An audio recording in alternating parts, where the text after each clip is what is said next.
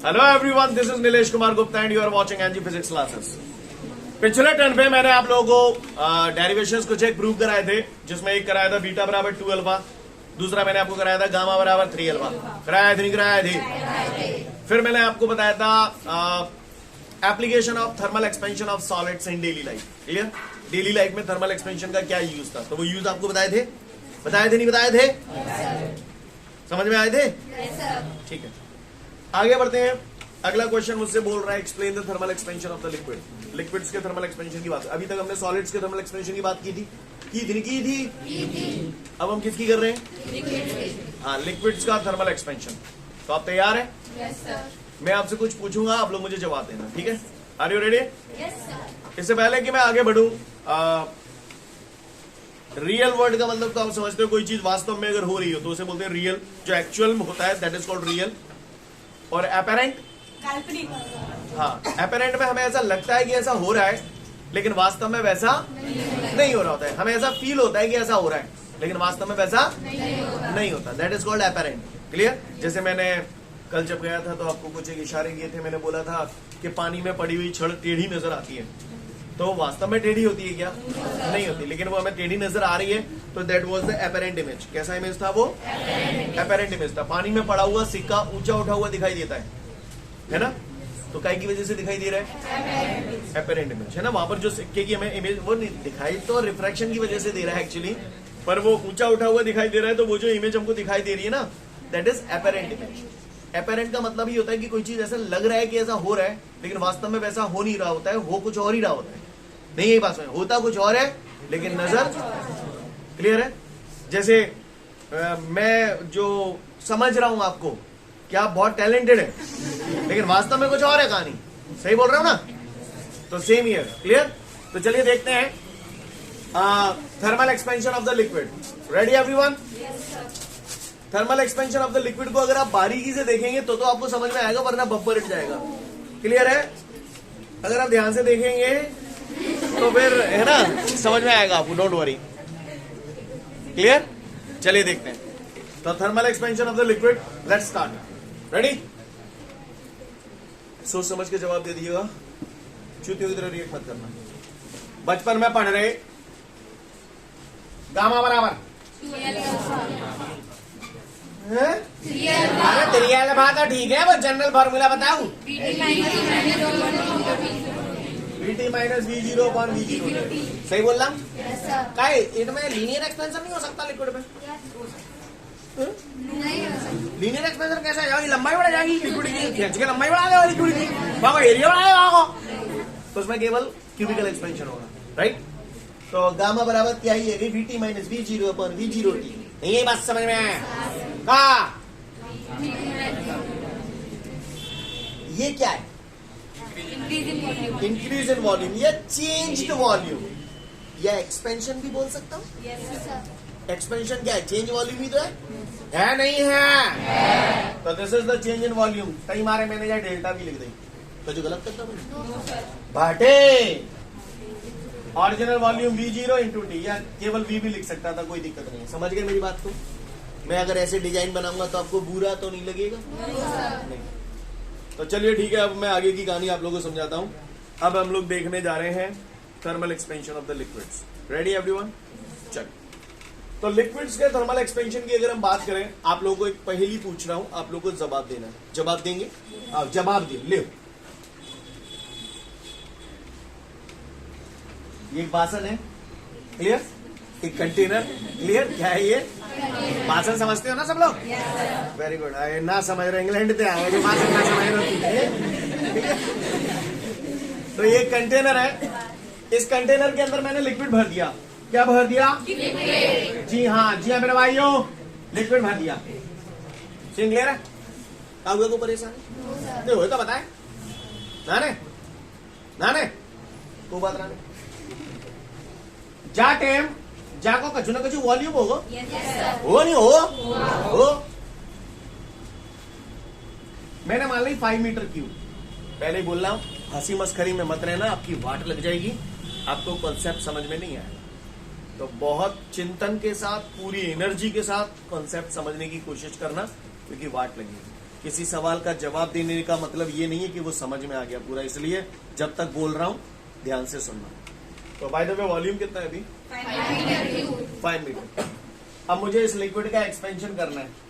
मैंने बढ़िया चक first class clear heat दी तो जाहिर सी बात है, आपको क्या लगता है लिक्विड कहाँ आएगा?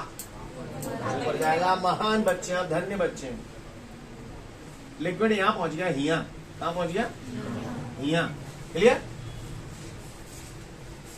कहां पहुंच गया लिक्विड? यहां। सपोज करिए यहां पर लिक्विड पहुंच गया। अब इसका वॉल्यूम यहां पर हो गया 8 मीटर क्यूब। कितना हो गया? 8 मीटर क्यूब। सीन क्लियर है सभी को? किसी को कोई दिक्कत? कितना वॉल्यूम हो गया? 8 मीटर क्यूब। तो आप मुझे बता सकते हैं what is the expansion of the liquid?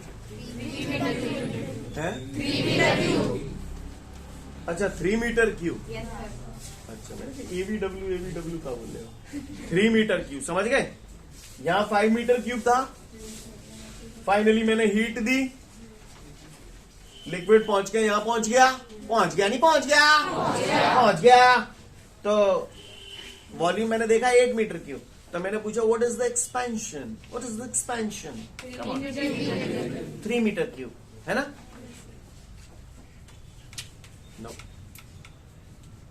No आप 3 मीटर क्यूब ऐसे सही हो, ऐसा आपको लग रहा है, लग रहा है। यानी आप जो मुझे बता रहे हो ना, actually that is not the real expansion, that is the apparent expansion. क्योंकि आपको देखते से एकदम क्या महसूस हुआ? 3 मीटर क्यूब। क्लियर? सही बोल रहा हूं ना? तो ये क्या है? एपरेंट एक्सपेंशन है, क्योंकि ऐसा हमें लग रहा है कि ऐसा हो रहा है, क्योंकि प्रत्यक्ष हमारे सामने जो है हम तो वही तो बोलेंगे, तो हमें तो वही दिख रहा है, एपरेंट एक्सपेंशन। अब मैं आपको बताता हूं, दिमाग के पट खोलिएगा, try to understand right. Actual में क्या होता है, प्लीज ध्यान से सुनिएगा। मैं हीट किसको दे रहा हूं? ठंडे दे रहा हूं। लिक्विड है, पहले तो बासर पे जागी, पहले तो कंटेनर ले वो हीट है। तो जाहिर सी बात है, कंटेनर अगर हीट है लेगो तो कंटेनर तो सॉलिड है नहीं है।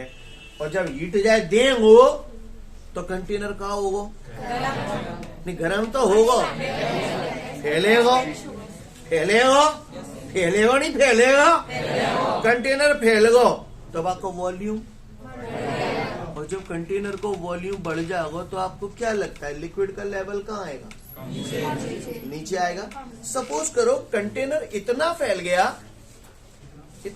गया कि उसका फैलेगा तो वॉल्यूम बढ़ेगा।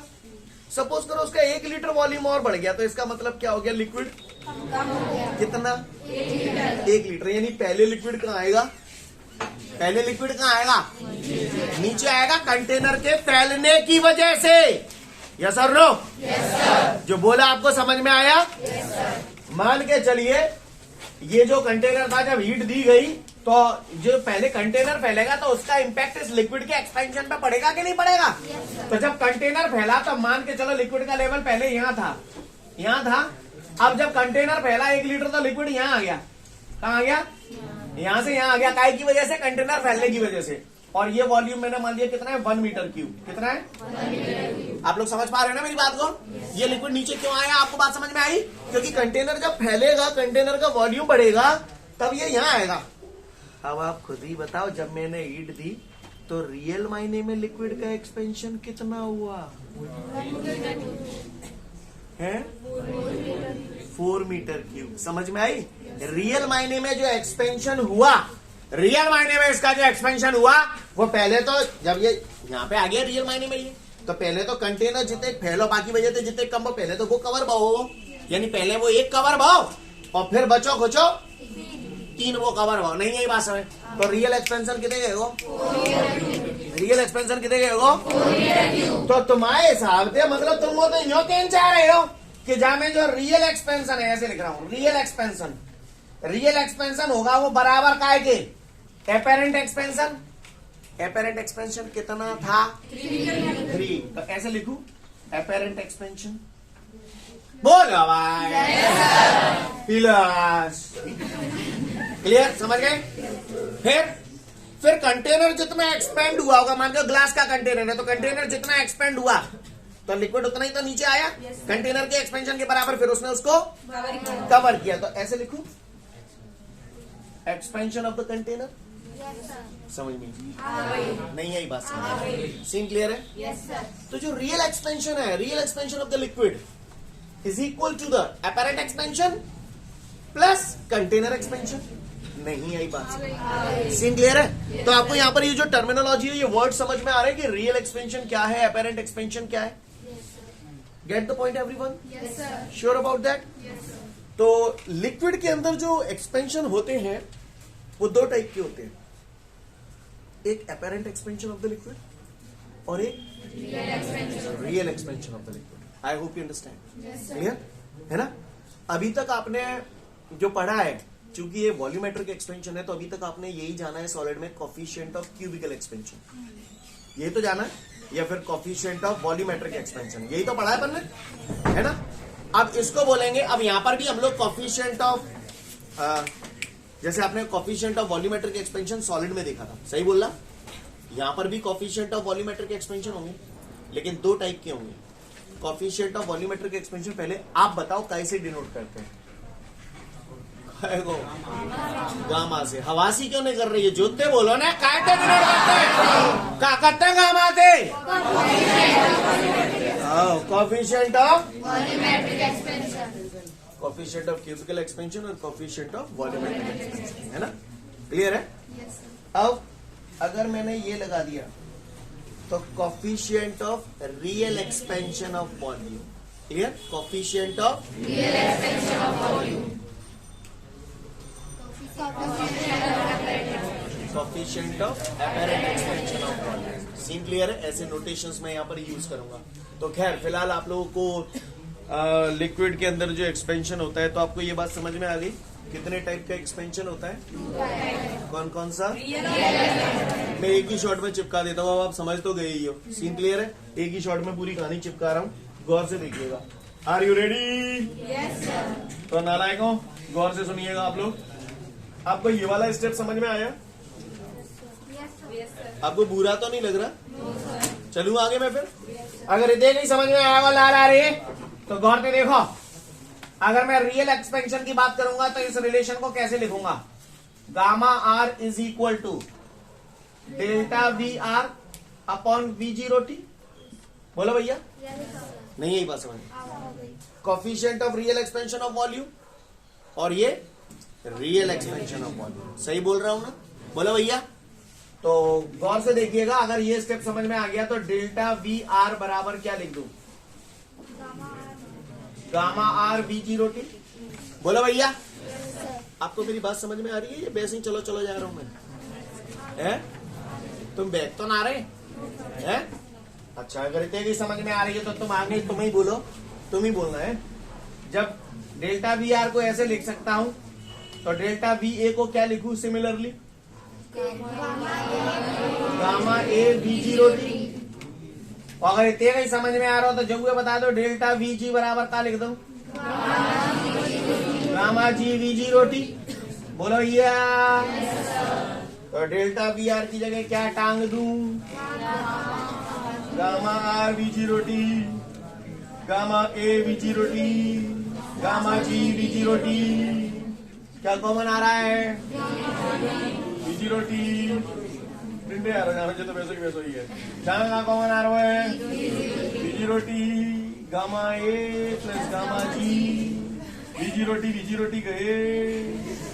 गामा आर बराबर gamma A plus Gamma G. I hope you understand, guys. Yes, sir. You understand that? Yes, sir. You better understand. कर पाओगे? Yes, sir. कर पाएंगे? तो फटाफट जल्दी से इसे एक बार पढ़ लो, आप लोग समझ जाएंगे। ओके गाइस, तैयार है हम लोग? Ready everyone? तो पढ़ लो फटाफट इसे। हो गया होगा, मैं उम्मीद करता हूं सभी का, है ना? जो हमने देखा थर्मल एक्सपेंशन ऑफ लिक्विड, दो टाइप के हो गए। उसके बाद एक दो क्वेश्चन छोड़ के ये क्वेश्चन आपको दिया है, drive the relationship between coefficient of real expansion of volume and coefficient of apparent expansion of volume. मैं उम्मीद करता हूं सबको क्लियर हो गया होगा। सीन क्लियर है? आगे बढ़ो। इससे जस्ट ऊपर दो क्वेश्चन हमने छोड़े हैं, तो उन दोनों क्वेश्चनों को चिपकाएं। Are you ready? तो चलिए शुरुआत करते हैं।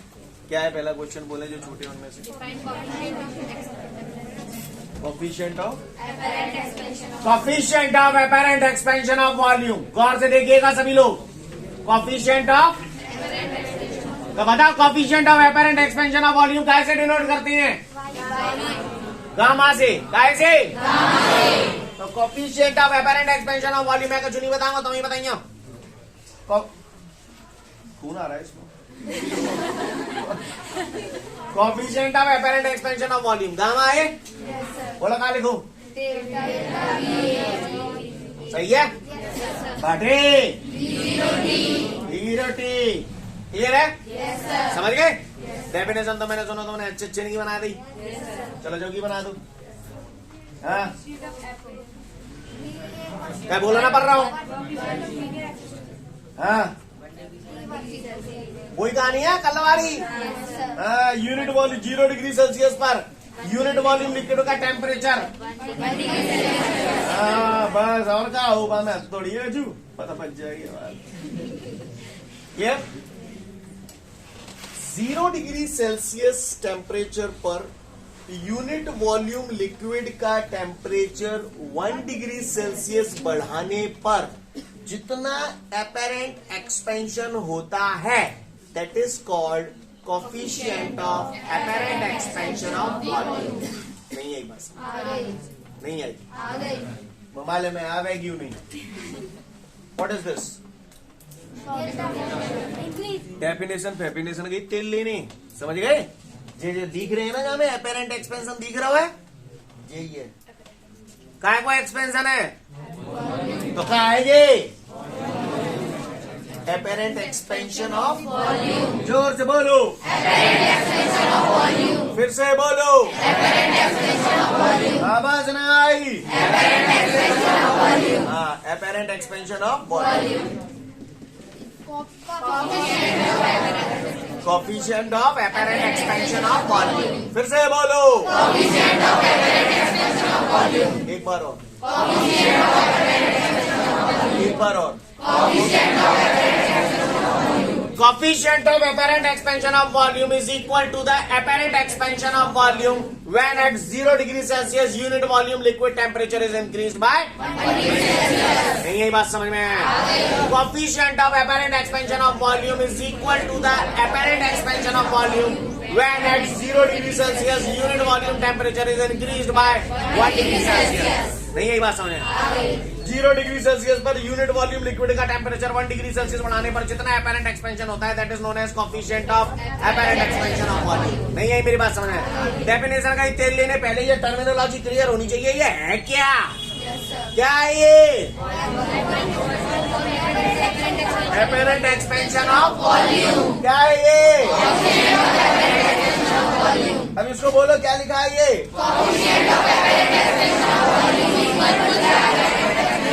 हवासी नहीं करनी यहाँ मैंने। Coefficient of apparent expansion of volume is equal to the apparent expansion of volume when at 0 degree Celsius unit volume liquid temperature is increased by 1 degree Celsius. हाँ, यहाँ पे थोड़ा सन्नाटा सा चाहिए। सीन क्लियर है सभी को? कर पाओगे नहीं कर पाओगे? कर पाएंगे?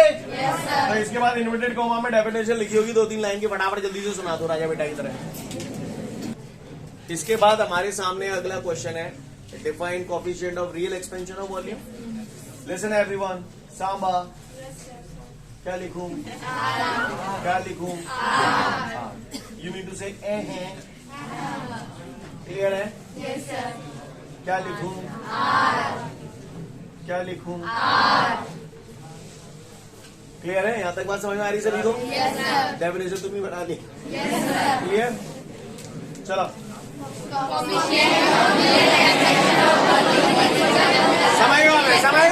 समय गो। Coefficient of real expansion of volume is equal to the real expansion of volume when at 0 degree Celsius unit volume liquid temperature is increased by 1 degree Celsius. एक बार वो बोल लें तो वीडियो रिकॉर्ड हो जाएगा।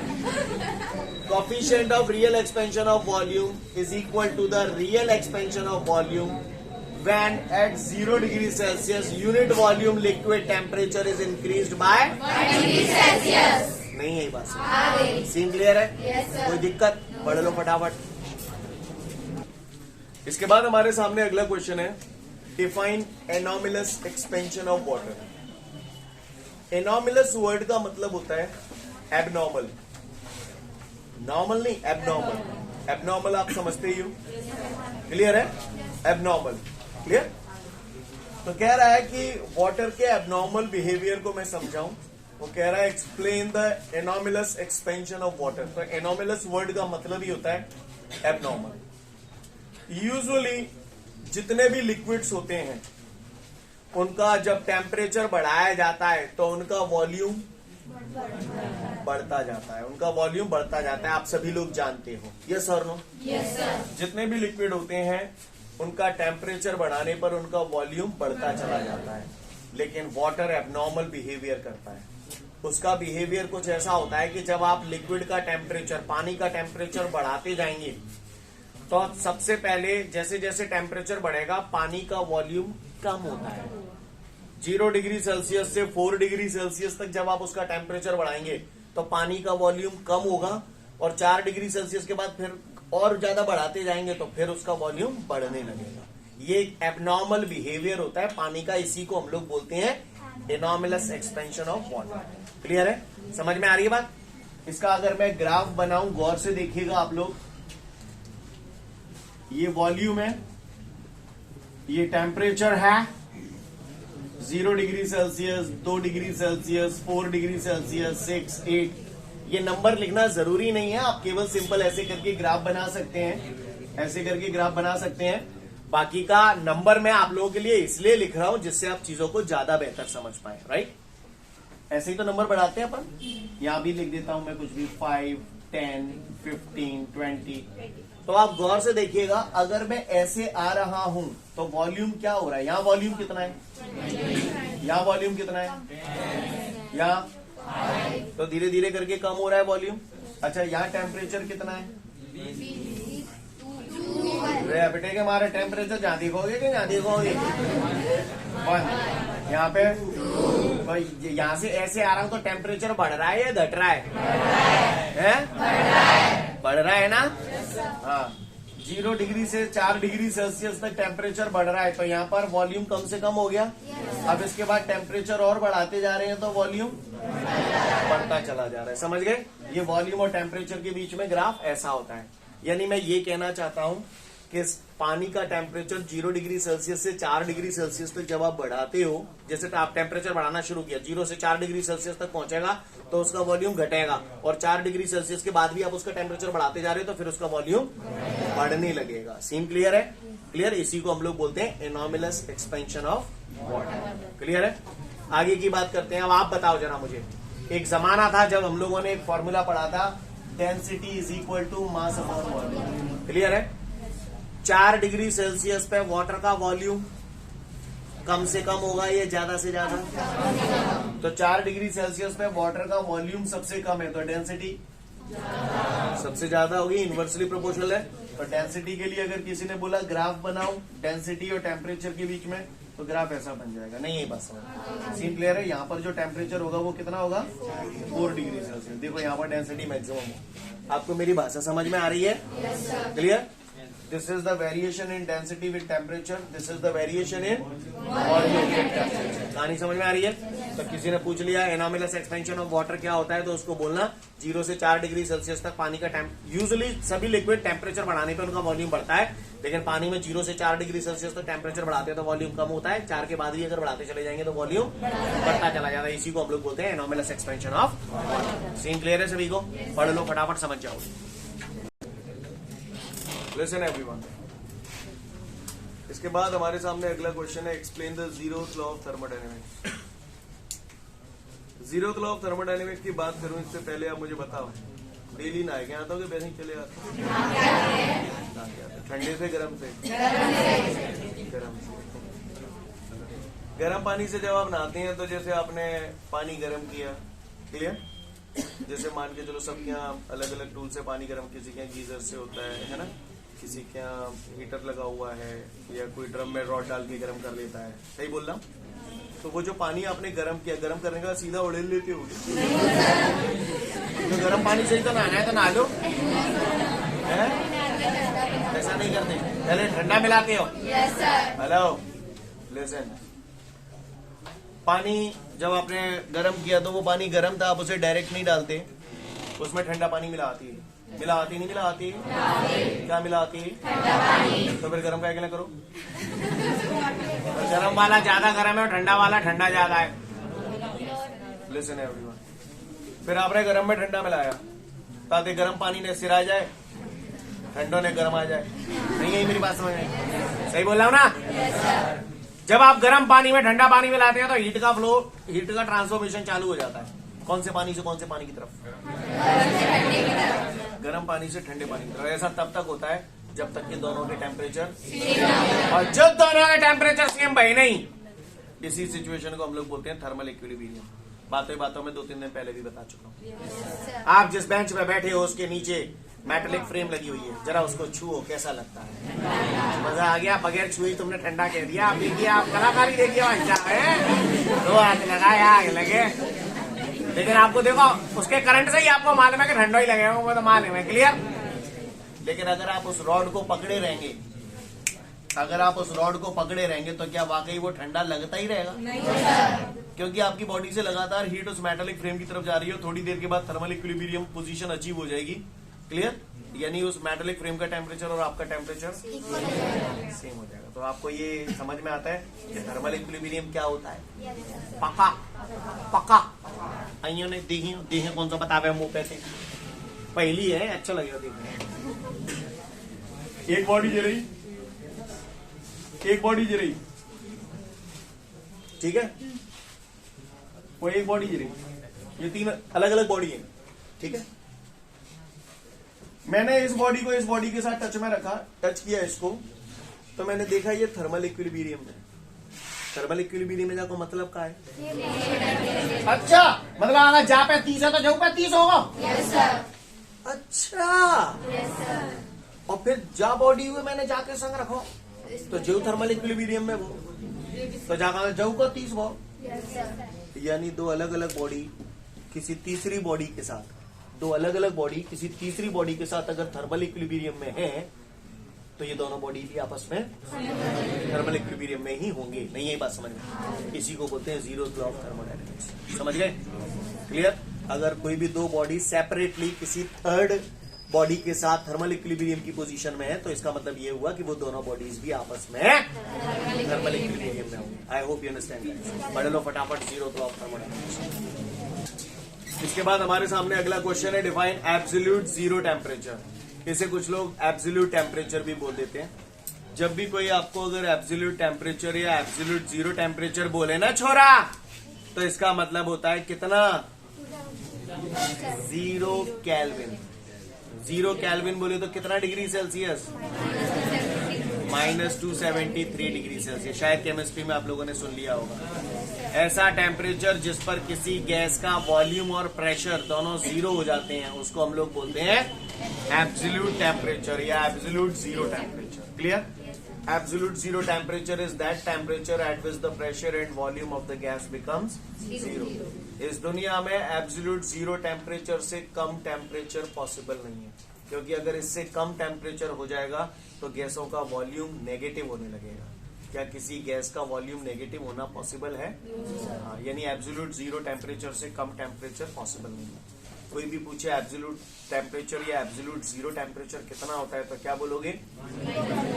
0 केल्विन। और 0 केल्विन से ही आ जाएगा -273 डिग्री सेल्सियस। थोड़ा और एक्यूरेसी के साथ बोलूंगा तो -273.15 डिग्री सेल्सियस। कितना पता होगा? शायद केमिस्ट्री में पढ़ा हुआ है ये सब चीजें। आपने पढ़ लो, आप समझ जाओ या महान हो।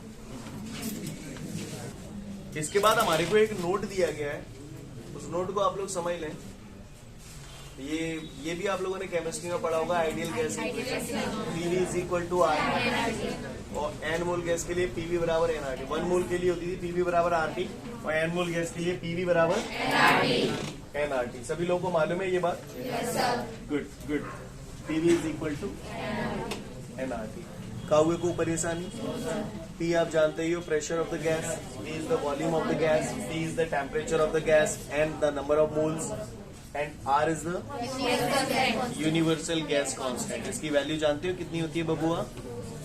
8.314 जूल पर मोल केल्विन। बताया आपको है?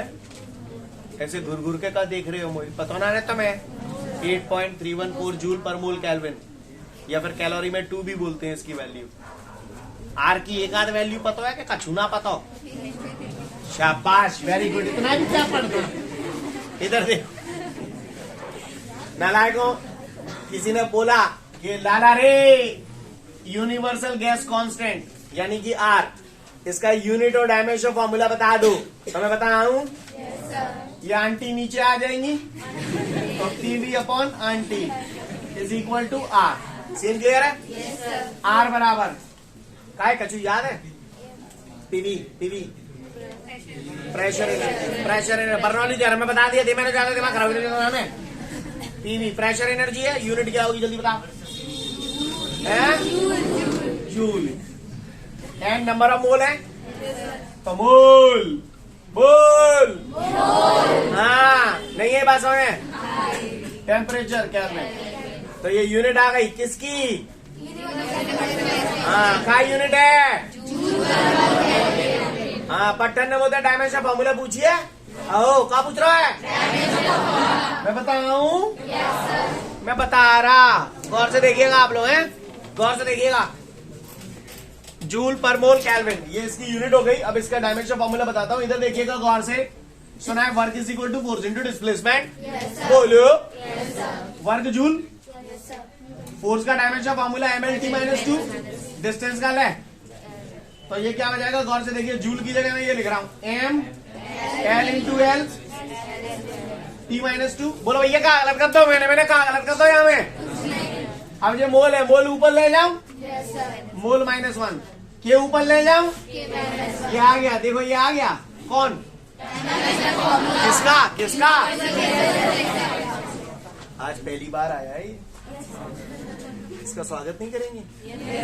पहली बार आया है। 7 फंडामेंटल यूनिट होती थी, याद है? अभी तक आपने देखा था मास आता था, लेंथ आता था, टाइम आता था, और मैंने आपसे कहा था कि ये जो टेम्परेचर है ना वो सर्दियों में आया। क्लियर? आ गया ना? क्लियर? टेम्परेचर बोलो, टेम्परेचर तो 1-2 दिन से देख रहे हो आप, 2, 4, 6, 8 दिन से। सही बोल रहा हूँ?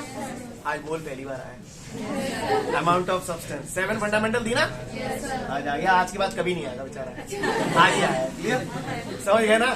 तो ये यूनिवर्सल गैस कांस्टेंट की यूनिट हो गई और ये इसका डायमेंशन फॉर्मूला हो गया। I hope you understand guys. Go through it, फटाफट पढ़ लो। ठीक है, तो फिर आज के लिए पर्याप्त है, कल फिर मिलते हैं। Thank you everyone, have a great day to all of you guys. जय हिंद।